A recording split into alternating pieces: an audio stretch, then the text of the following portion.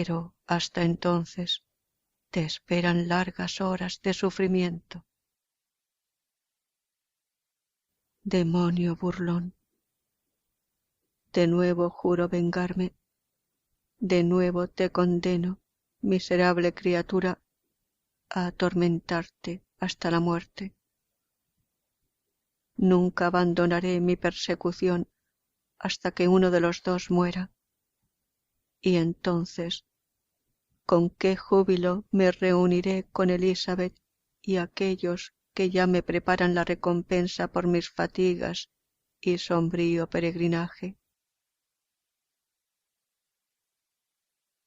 A medida que avanzaba hacia el norte, la nieve aumentaba y el frío era tan intenso que apenas se podía soportarse.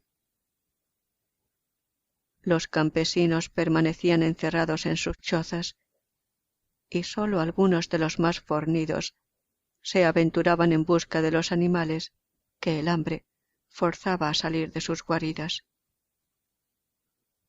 Los ríos se habían helado y al no poder pescar me encontré privado de mi principal alimento. La victoria de mi enemigo se consolidaba, así que aumentaban mis dificultades. Otra inscripción que me dejó decía: prepárate, tus sufrimientos no han hecho más que empezar.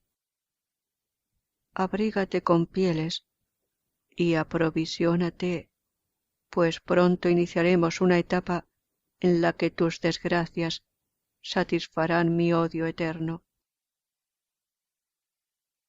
Estas burlonas palabras reavivaron mi valor y perseverancia. Decidí no fallar en mi resolución.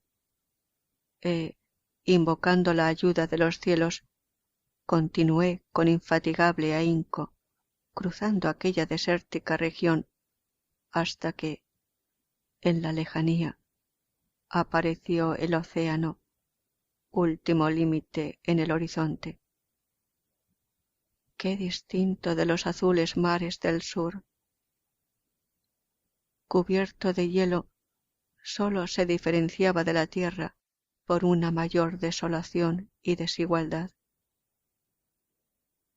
Los griegos lloraron de emoción al ver el Mediterráneo desde las colinas de Asia y celebraron con entusiasmo el fin de sus vicisitudes. Yo no lloré, pero me arrodillé y con el corazón rebosante agradecí a mis espíritus el que me hubieran guiado sano y salvo hasta el lugar donde esperaba, pese a las burlas de mi enemigo, poder enfrentarme con él. Hacía algunas semanas que me había procurado un trineo y unos perros, lo que me permitía cruzar la nieve a gran velocidad. Ignoraba si aquel infame ser disfrutaba de la misma ventaja que yo, pero vi que, así como antes había ido perdiendo terreno, ahora me iba acercando más a él. Tanto es así que cuando divisé el océano sólo me llevaba un día de ventaja y esperaba poder alcanzarlo antes de llegar a la orilla. Con renovado valor proseguí mi carrera y al cabo de 2 días llegué a una miserable aldea de la costa. Pregunté a los habitantes por aquel villano y me dieron datos precisos. Un gigantesco monstruo, dijeron, había llegado la noche anterior, armado con una escopeta y varias pistolas, haciendo huir, atemorizados ante su espantoso aspecto, a los habitantes de una solitaria cabaña.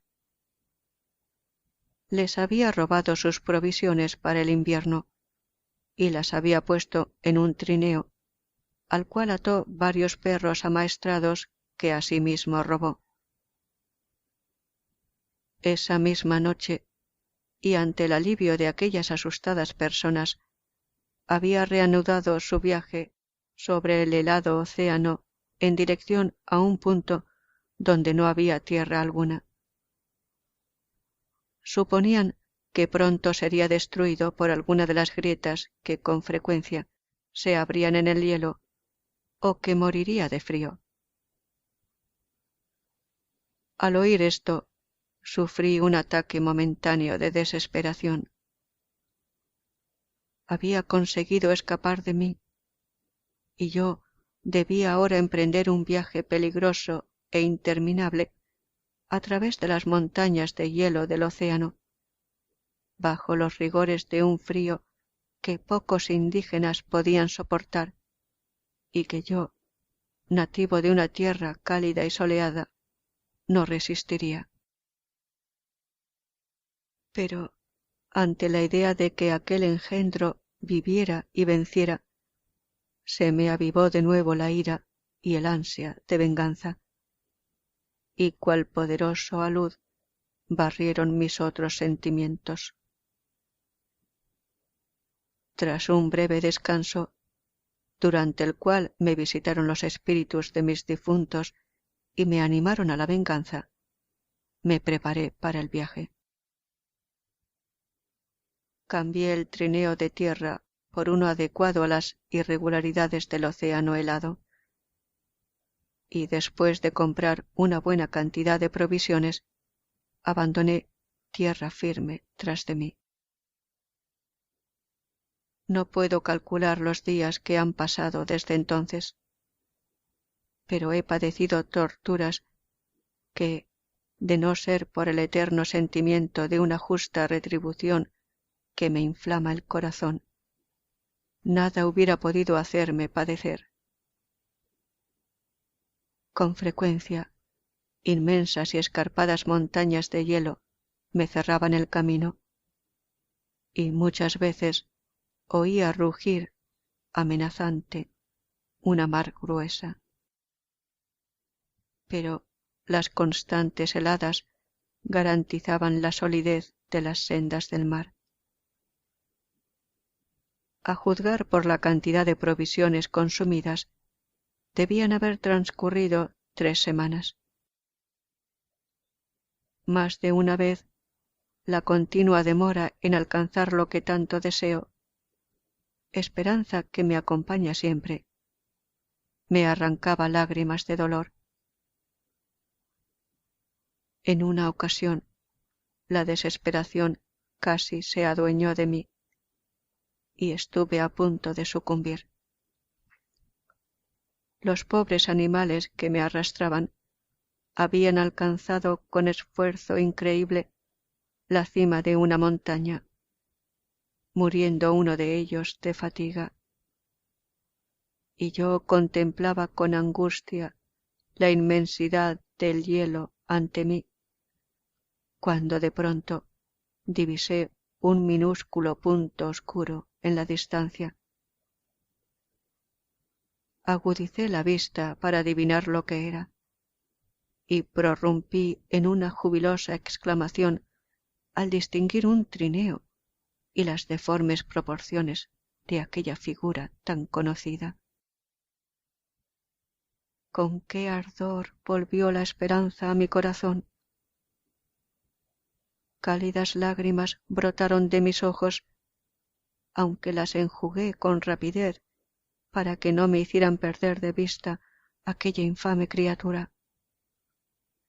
Pero las ardientes gotas seguían nublándome la visión, y finalmente, bajo la emoción que me embargaba, prorrumpí en llanto.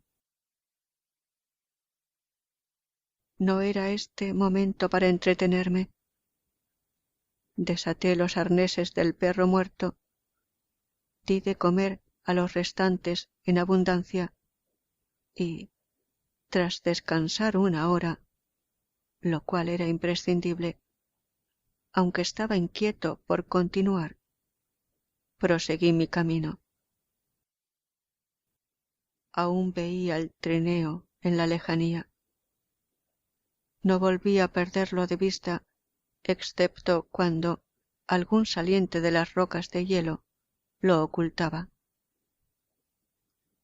Iba ganándole terreno, y cuando, al cabo de 2 días, me encontré a menos de 1 milla de mi enemigo, temí que el corazón me estallara de alegría. Pero justo entonces, cuando estaba a punto de darle alcance, mis esperanzas se vieron de pronto truncadas y perdí todo rastro de él.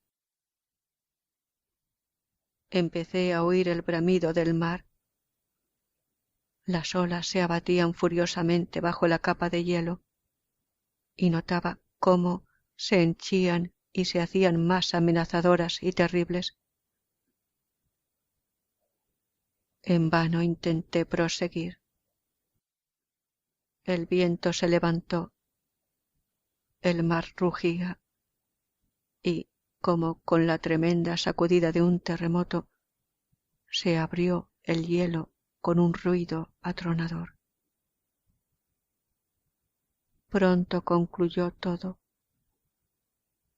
En pocos minutos, un agitado mar me separó de mi enemigo, y me hallé flotando sobre un témpano de hielo que menguaba por momentos y me preparaba una horrenda muerte. Así pasaron horas terribles. Murieron varios de mis perros, y yo estaba a punto de sucumbir cuando divisé su navío, que navegaba sujeto por el ancla, y me devolvió la esperanza de vivir. Ignoraba que los barcos se aventuraran tan al norte, y me sorprendió verlo. Rápidamente destruí una parte de mi trineo para hacer con él unos remos, y así pude, con enorme esfuerzo, acercar mi improvisada balsa hacia el barco. Había decidido que, caso de que ustedes se dirigieran hacia el sur, me encomendaría a la clemencia de los mares antes que desistir de mi propósito. Esperaba poder convencerlo de que me diera un bote con el cual pudiera aún perseguir a mi enemigo. Pero iban hacia el norte. Me subieron a bordo cuando mis fuerzas estaban ya agotadas, y cuando mis múltiples desgracias me arrastraban hacia una muerte que aún no deseo, pues mi tarea está inconclusa. ¿Cuándo me permitirán gozar del descanso que tanto anhelo los espíritus que me guían hacia el infame ser? ¿O es que yo debo morir y él sobrevivirme? Si así fuera, júreme, Walton, que no lo dejará escapar. Júreme que usted lo acosará y llevará a cabo mi venganza dándole muerte.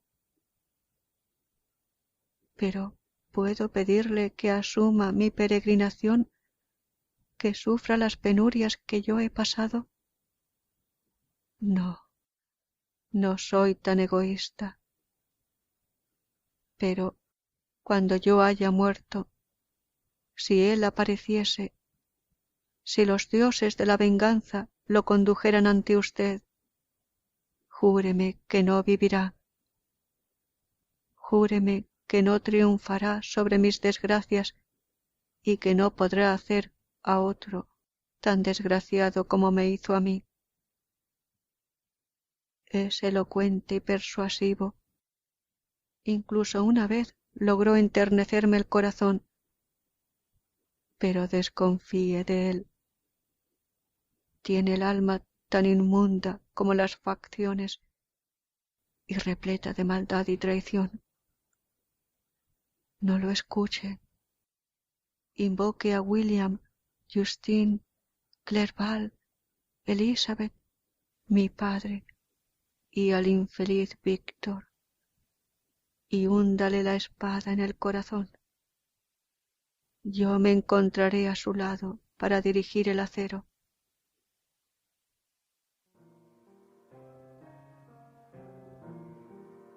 Capítulo 23. 1. Frankenstein, de Mary Shelley. Leído por Alba para albalearning.com.